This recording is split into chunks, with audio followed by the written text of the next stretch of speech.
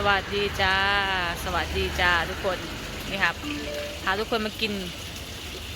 ยำตำนี่ฮะร้านครัวคุณเก๋ครับนี่ฮะสั่งตำเกาเหลาปูม้าสั่งเกาเหลาปูม้าเอาแบบรสจัดแซ่บๆก็สั่งจิ้มจุ่มครับจิ้มจุ่มรวมทุกคน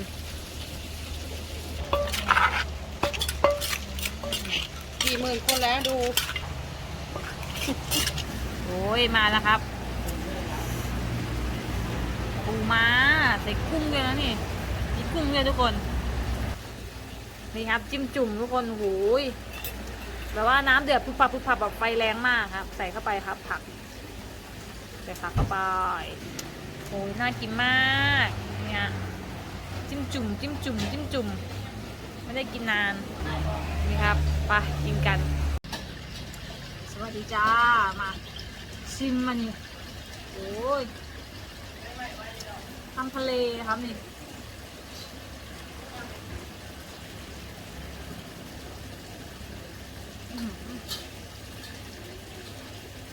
เจอชาเดือดบ้านเห็นเลย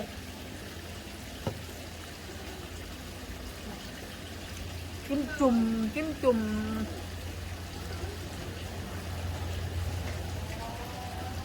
เอาใส่ไปเลยนะครับปึ๊บ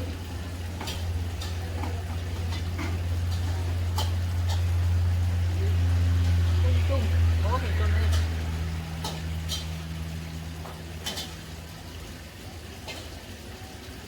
ปลาหมึกอาจจะไม่เห็นนะทุกคนต่ำห้อง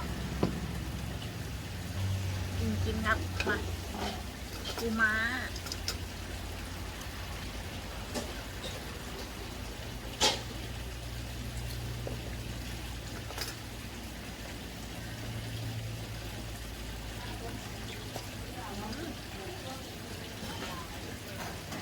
ด้วย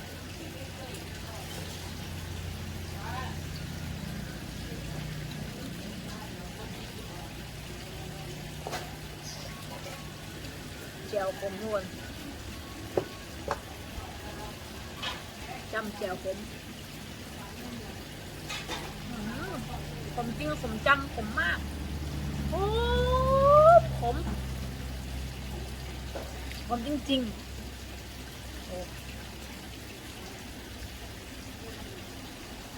ขมจริงๆเจียวขมครับกุ้งสดๆ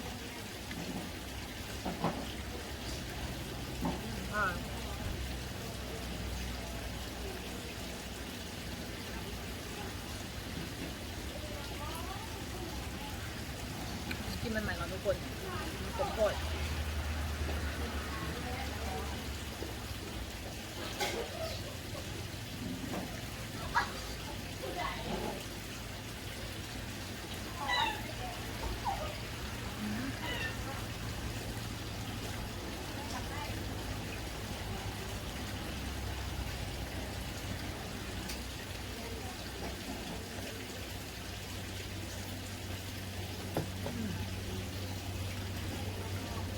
ปูม้า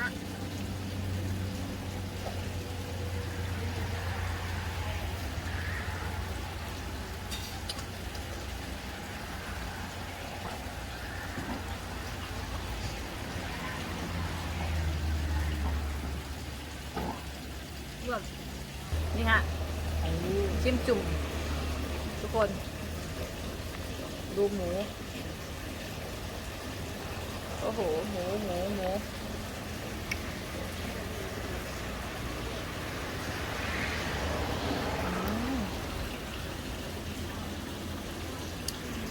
นี่ฮะทุกคนหมูจิ้มก่อนจิ้มเจียวขมนิดนึงเพราะว่ามันขมมากครับจะบอกพี่เอาจำเจียวขมให้หน่อยครับว่าขมนิดเดียวครับพี่เขาบอกว่าร้านพี่ไม่มีแบบไม่ขมฮะขมจริงๆถ้าเกิดแบบว่าแบบถ้าเกิดขมมากๆไม่ต้องพูดถึง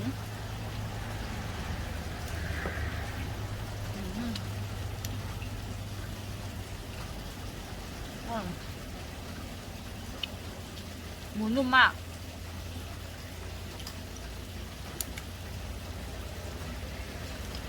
หมูหมักเขาอร่อยมากเลยทุกคน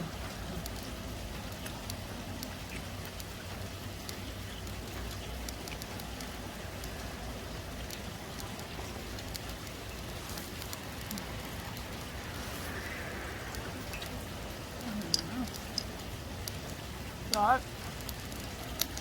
แบบ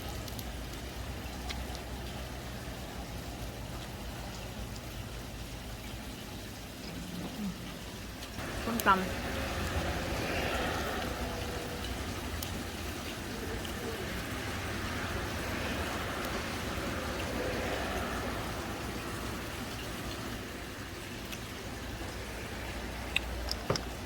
รสนี่ฮะ โอ้โหยงานวุ้นเส้นต้องมาสายเส้นตูนใส่เส้นนะนี่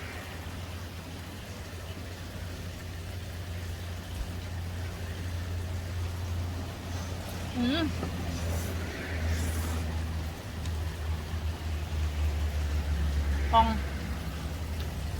กับกินเสร็จแล้วกลับมาครับฝนตกหนักมากเนี่ยกับข้าวร้านพี่ก็เสร็จแล้วทุกคนครัวนพรัตน์เด้อใครอยู่สกลนครแวะมาชิมได้เปิดจันทร์ถึงพฤหัส3 โมงเย็นถึง1 ทุ่มนี่ยังจัดของไม่เสร็จดีครับวันนี้บรรยากาศพายุเข้าฝนตกอันนี้ซาแล้วนะตอนแรกแบบตกแบบมองไม่เห็นทางเลยทุกคนซุป